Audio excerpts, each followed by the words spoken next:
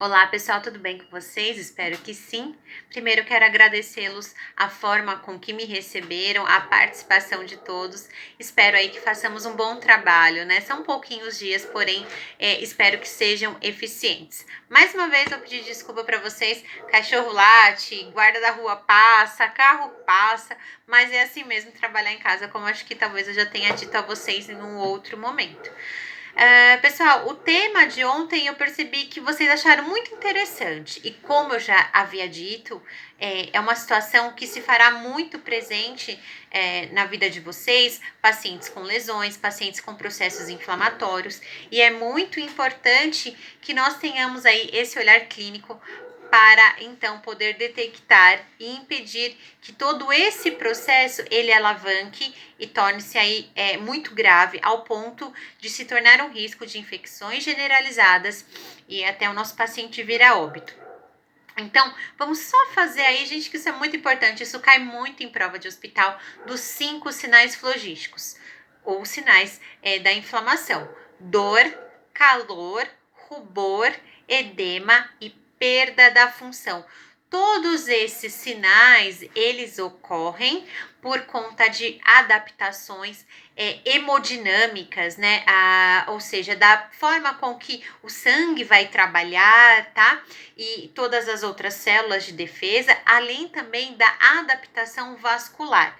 Sabemos que os vasos ficarão dilatados, tudo isso para facilitar com que as células de defesa possam exercer o seu trabalho. Como que as nossas células de defesa trabalham quando se tem um processo inflamatório? Quando a gente tem um processo inflamatório presente no nosso organismo e nós vamos lá e fazemos um exame de rotina, você olha ali o seu resultado do seu exame, você vai ver que os seus leucócitos são as nossas células de defesa. Você vai perceber que elas aumentaram muito. Por que que isso vai acontecer? Elas vão aumentar consideravelmente o seu número para trabalhar a favor do indivíduo, né? Então, elas vão aumentar o trabalho nesse processo, elas vão aumentar o seu número e elas vão tentar destruir esse agente causador, que é um vírus, uma bactéria, um fungo, um protozoário. Então, nós temos aí essas manifestações, tudo que o nosso sistema nervoso central é capaz de detectar. A dor, como se faz parte aqui do processo dos sinais da inflamação, a dor, ela é um mecanismo, olhem só que coisa interessante, gente, como nada no nosso organismo acontece em vão. A dor, ela é um mecanismo que o seu cérebro lhe envia através de fibras sensoriais para que você tome uma atitude, para que assim aquele processo, no caso aqui inflamatório, ou quando se tem uma doença instalada, para te avisar. Então, o estímulo da dor, ele nunca pode ser ignorado justamente por isso. Então, pessoal, eu falei ontem para vocês das LPPs, das lesões por pressão, que nós temos que ficar atentos aí, porque nós podemos, em situações como essa, tentar perceber a presença desses sinais flogísticos. Porém, não é somente nas LPPs que esses sinais poderão estar presentes. Por exemplo, nos furúnculos. O que é um furúnculo, gente? É a inflamação do folículo piloso, até da onde nasce o pelo. Então, os furúnculos, eles podem apresentar os sinais flogísticos, né? Um processo inflamatório ali do folículo piloso. Outras feridas, né? Não somente originárias ali por pressão, causadas por uma pressão contínua. Então, nós temos que nos atentarmos a essas condições, tá? Os abscessos. O que são abscessos, gente? São coleções de secreções contaminadas, tá? Que muitas vezes precisam ser drenadas, causam desconforto gigantesco ao paciente. Então, é muito importante nós nos atentarmos a essa condição. Quando esse paciente ele apresenta esse processo, comumente ele vem ele vem acompanhado ali da febre sistêmica, que é a febre geral, tá? E essa febre sistêmica, ela é também uma tentativa, tá? O seu sistema nervoso central sabe tudo o que está acontecendo, então vai elevar consideravelmente a temperatura para destruir aquele agente causador. Vejam só, quando nós vamos, por exemplo, fazer a unha e nós percebemos que a mocinha que nos ajuda ali coloca o alicate ou alguns dos seus materiais dentro da autoclave. Por que que ela faz aquilo? Possivelmente, se tiver uma bactéria, um vírus ali presentes, eles não resistirão a altas temperaturas. E justamente isso que acontece no nosso organismo. Quando uma bactéria se acomoda no seu organismo, é porque a nossa temperatura normal é favorável à sua permanência.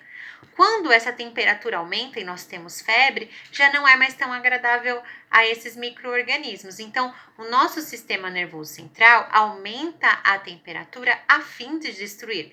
Por isso que eu sempre falo, todo o processo de febre precisa ser investigado. Qual é a causa?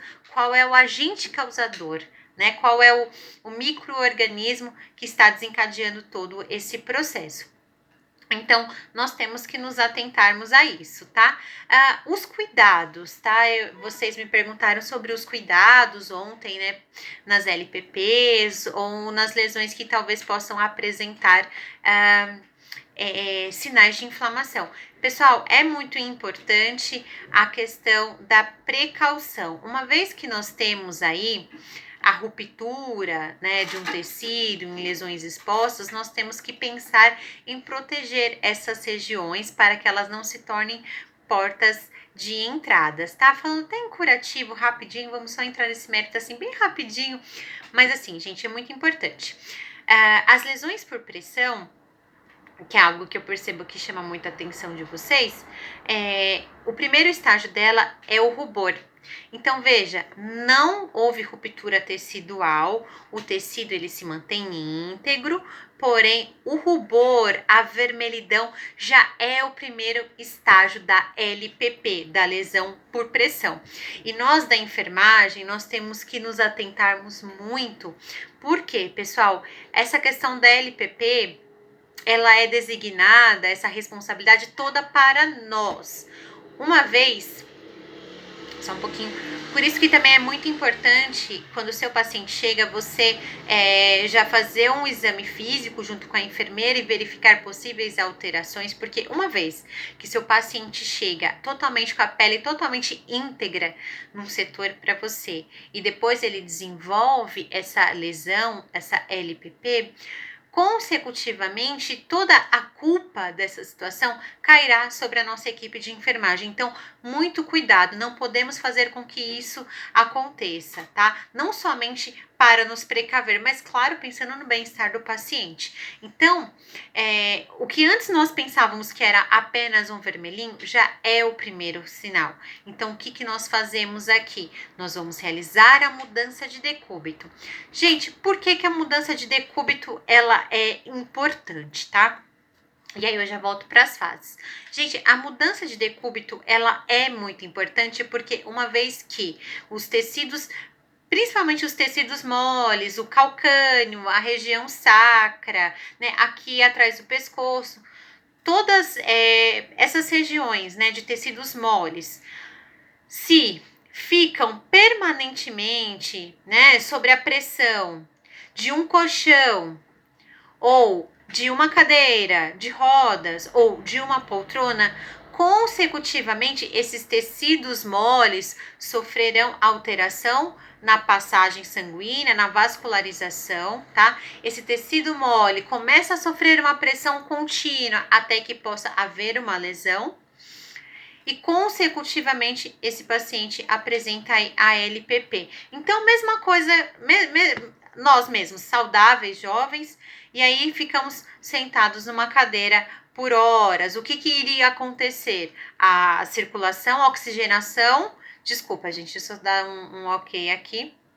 A oxigenação local iria sofrer uma alteração, já não iria fluir tão bem por conta dessa pressão constante e teríamos o sério risco de desenvolver uma lesão por pressão também. Então, nós temos que nos atentarmos aí. Falando do primeiro estágio, o rubor. O segundo estágio já tem a ruptura da pele. Então, nós temos que nos atentarmos, porque ali já tem uma porta de entrada para infecções maiores, tá? Então, uma vez que já é uma ferida potencialmente de uma larga espessura, de uma profundidade considerável, uma bactéria entrar ali e cair na corrente sanguínea e se espalhar e causar um choque séptico é muito grande. Então, nós temos que tomar os devidos cuidados. Então, no primeiro estágio, a vermelhidão, o rubor, o que a gente pode fazer? Nós hidratamos com óleo de girassol, porque Dersânia marca, né? Óleo de girassol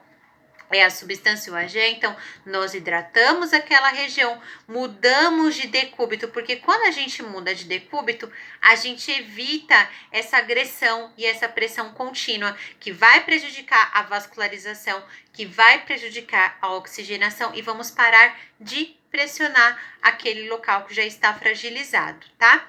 Aumentar a ingesta hídrica. Gente, as nossas células, os nossos tecidos, eles necessitam de água para exercer o seu metabolismo, tá? A questão epitelial, a questão da pele não é diferente, tá? Então, nós precisamos ofertar a esse paciente a gente precisa ofertar a questão hídrica, reforçar a importância da ingesta hídrica, porque uma vez que esse paciente está desidratado, essa pele vai ficar mais rígida, sem os nutrientes adequados e ficará mais difícil ainda. Então, vamos reforçar a ingesta hídrica. Entendam, no primeiro estágio, houve apenas a presença do rubor.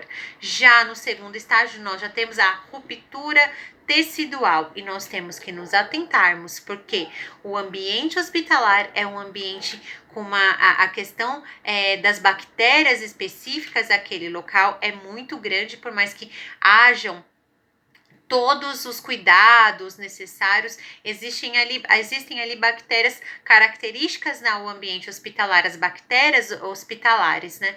Então, nós temos que nos atentarmos a isso. Então, no segundo estágio, já tem a ruptura do tecido, tá? E essa ferida pode apresentar o exudato. Gente, esse exudato, ele não é um sinal positivo de uma lesão. Por quê? Quando a ferida ela expele algum tipo de secreção, podemos sugerir que ela está contaminada. E o que nós temos que observar dessa secreção é o seu volume, se a sua consistência, se ela é espessa ou se ela é fina, tá? O odor, possíveis odores que essa ferida pode apresentar. E também, gente, essa ferida é uma ferida que vai apresentar ali os sinais flogísticos, tá? E esses sinais, como eu disse para vocês, de liberação, de secreção e também, como eu disse, dos sinais flogísticos. Qual é o cuidado? Então, no primeiro caso, o rubor, normalmente é a hidratação, a proteção, existem placas que podemos colocar, tá? Fazer a mudança de decúbito, reforçar a ingesta hídrica e reforçar o padrão nutricional também do paciente. O segundo estágio, gente, provavelmente ele vai precisar de cuidados no sentido de um curativo oclusivo, para que aquilo deixe de ser uma porta de entrada, para evitar a exposição.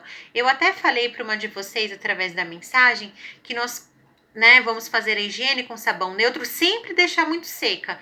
De um produto para o outro, você sempre seca bem aquela lesão, porque quanto mais seca, maior a probabilidade ali da cicatrização natural.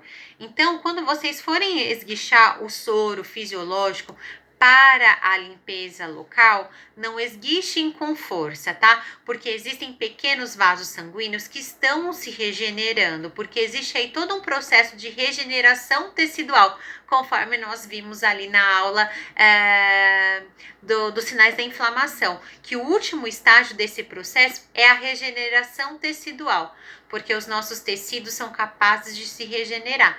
Então, nós temos que tomar muito cuidado quando nós vamos realizar a higiene de uma determinada ferida aberta, para que a gente não lese possíveis vasinhos novos que estão se formando. Então, outro dia uma aluna minha falou assim, professora, uma colega minha ali no home care foi fazer um curativo, mas ela esguichava com tanta força e saía tanto sangue, a gente não entendia por quê. É porque justamente está lesando consideravelmente esses pequenos vasos, tá? Então, quando formos esguichar ali o soro, com muito cuidado para não lesar esses vasos. E depois que fez essa higienização com soro, seque e aplique a pomada, tá? A pomada sempre no centro da ferida e a higiene que nós efetuamos antes da aplicação da pomada, sempre do meio menos contaminado para o mais contaminado, ou seja, sempre de fora para dentro, tá? Os curativos, eles devem ser trocados aí conforme a orientação ou do médico ou da enfermeira. Alguns curativos trocamos 3 vezes ao dia, outros curativos 2 vezes ao dia, não aumentando muito essa frequência, porque a medicação, de fato, ela precisa adentrar aquele tecido, tá? Então, é o médico que vai prescrever. Existem várias pomadas no mercado, com várias finalidades, mas aí serão observadas as características dessas feridas, tá? Existem algumas que são, que apresentam aí, que são purulentas, tá? Então, algumas placas serão utilizadas para fazer a sucção dessas secreções, algumas apresentarão traços de necrose, então tudo vai de acordo com as características da ferida. Primeiro estágio, vermelhidão. Segunda, abertura do tecido, com a presença desses sinais inflamatórios. No terceiro estágio, já é uma ferida com uma profundidade maior, tá? E no quarto estágio, pode haver a presença de necrose e também podemos chegar até ver os ossos do paciente. Então, temos que nos atentar, porque há uma possibilidade muito grande ali dessa porta de entrada da bactéria entrar ali e evoluir a um choque séptico, tá?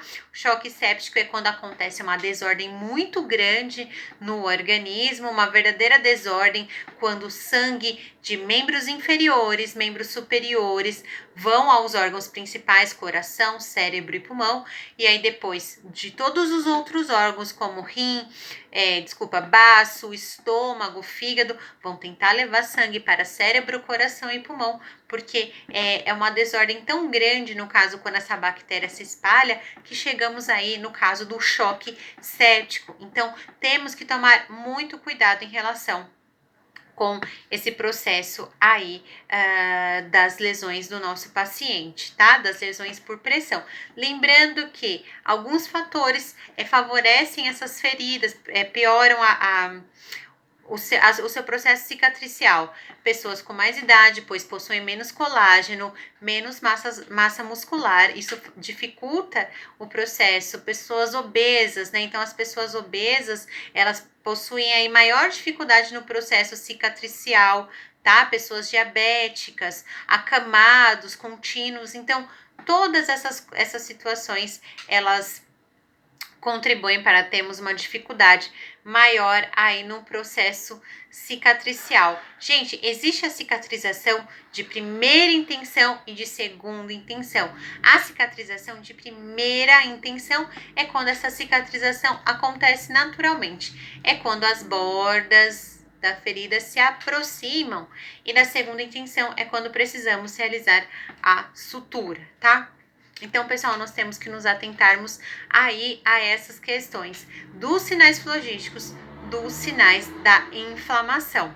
Pessoal, vocês percebem o quanto o nosso sistema nervoso central, ele é incrível, ele percebe tudo que acontece, ele não deixa nada passar batido. Então, é muito importante nós nos atentarmos aí a todo e qualquer sinal que ele possa dar. Uma curiosidade, assim, que eu acho muito interessante. Nosso sistema nervoso central, gente, ele é tão inteligente ao ponto, por exemplo, quando nós bocejamos, o que isso significa? Só uma curiosidade para vocês. Quando nós bocejamos, significa que as nossas taxas de oxigênio estão baixas, por isso que ficamos sonolento, porque existe pouco oxigênio, quer dizer, uma diminuidinha. Então, abrimos a boca para obter essa oxigenação do ambiente e assim, numa tentativa de melhorar. Então, o sistema nervoso central, ele é incrível. Mesma coisa, um mecanismo de fome. Eu sempre falo para os meus pacientes e para os meus alunos, enfim, que nós nunca devemos ignorar a fome. Por quê? Quando sentimos fome, é o nosso cérebro nos avisando que as nossas taxas de nutrientes estão baixas. baixas e todos os nossos órgãos, todas as nossas células necessitam de nutrientes advindos da alimentação.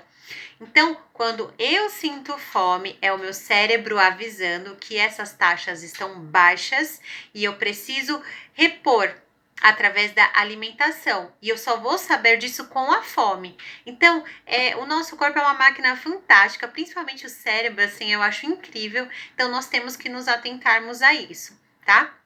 Então, pessoal, é muito importante a gente observar esses sinais que o próprio organismo dá, tá bom? A mesma coisa, quando a gente sente vontade de fazer esse xixi, é o seu cérebro avisando que o volume de urina já chegou a um ponto máximo e precisa ser excretado, precisa ser eliminado. Então, é muito incrível, vale a pena a gente se atentar aí nesses detalhes que farão a diferença. A mesma coisa, a sede. A sede é uma forma que o seu cérebro encontra de lhe avisar que o volume hídrico está baixo. Então, nós não podemos ignorar os sinais que o nosso corpo eventualmente nos dá constantemente. Então, isso vale a pena a gente sempre se atentar, sabe? Coisas que até então passariam direto, né, reto pra gente, tipo, não tem a devida importância. Hoje sabemos que tem, porque tudo acontece no nosso organismo com uma finalidade, tá? Mesmo todo esse processo inflamatório que eu expliquei para vocês, existe ainda uma tentativa do nosso organismo, do cérebro, junto com as nossas células de defesa, de chegar aí na homeostase. Homeostase é o equilíbrio do organismo. Eu vou dar um outro exemplo para vocês de homeostase que eu acho muito interessante. Quando eu era mocinha, eu sentia que quando eu saía, me dava uma tontura, principalmente em locais com muitas pessoas, me dava uma tontura. E aí eu percebi algo muito que na minha cabeça ali na época eu achava muito engraçado, que depois dessa tontura, né, onde eu tinha um episódio de hipotensão, onde minha pressão caía, né, porque menina assim nova não come direito, passa horas sem tomar água, né, a gente sabe como é uma idade um pouquinho indisciplinada. Então, eu sentia uma ligeira tontura, a pressão caindo consideravelmente, e aí depois eu percebia que eu não sabia que ainda tinha esse nome, mas eu sentia meu coração bater muito rápido. E o porquê que isso acontecia numa fração assim de milésimos muito rápido?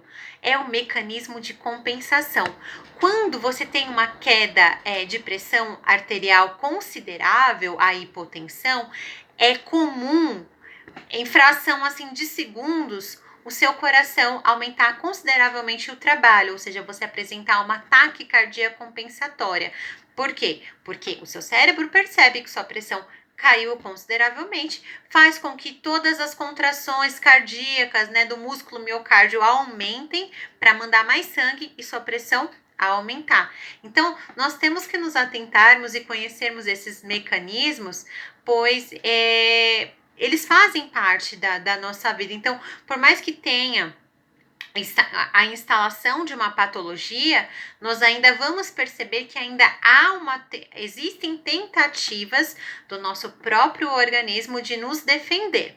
Aí eu falo para vocês, né, assim, é super interessante isso, a questão do sal embaixo da língua, né? Por quê? Embaixo da língua nós temos vários vasinhos, vários capilares, e esses capilares, eles são a via sublingual, eles atuam aí na questão da via sublingual, né? Quando a gente coloca uma medicação sublingual, são esses capilares que absorvem a medicação, por isso que é muito rápida, porém é muito incômodo, né, para o paciente. E aí, quando a pressão cai muito, nós colocamos o sal. Por que que nós colocamos o sal? Porque o músculo cardíaco, na sua bioquímica, né, o que ele precisa, principalmente para realizar as contrações, de sódio, sal e potássio. Por isso que quem é hipertenso é recomendado que não faça uma dieta muito rica em sal, porque justamente esse nutriente, né, em específico, ele faz com que o coração trabalhe muito mais rápido e consecutivamente eleve a pressão arterial,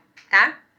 Só uma curiosidade para vocês. Então, o nosso organismo, ainda que esteja em desarranjo, ainda tentará brigar bravamente a fim de nos defender. Então, isso nós vemos ali na questão do processo inflamatório. Vocês vejam que incrível, ali nos sinais flogísticos, todas aquelas situações de dor, calor, rubor, edema, ainda é uma tentativa do nosso próprio organismo de nos defender. E assim, constantemente é o nosso organismo trabalhando, sempre tentando nos defender. Muitas vezes, infelizmente, não acontece, tá? Então, isso são as tentativas aí que nós temos que observar e conhecer do nosso organismo, a fim de chegar na homeostase. Homeostase é o equilíbrio ali do nosso organismo, tá, gente? Então, espero que vocês tenham gostado.